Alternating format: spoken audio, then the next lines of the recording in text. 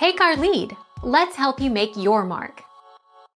Our goal is your satisfaction. Let us show you the way. Go to Settings, Sounds, or Settings, Sounds and Haptics, and drag the ringer and alert slider back and forth a few times.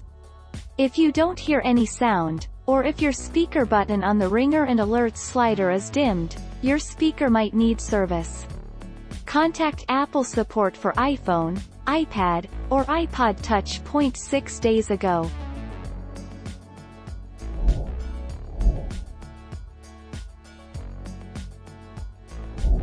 Take our lead. Let's help you make your mark. You can also adjust the volume on your iPhone by going to Settings to Sound and Haptics and dragging the slider under Ringer and Alerts. Drag the slider all the way to the right to turn the volume on your iPhone all the way up.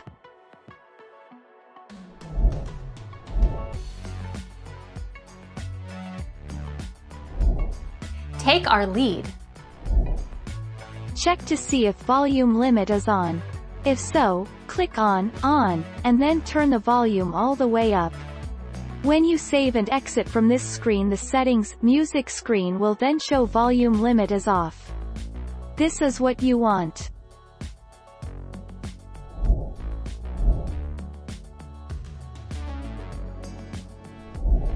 Make your mark. Take our lead. There's a fine mesh covering the earpiece. It often gets completely clogged with dirt and oils over time.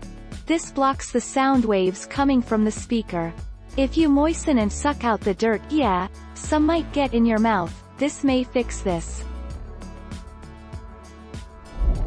Thank you for watching. Please subscribe and hit the bell notification.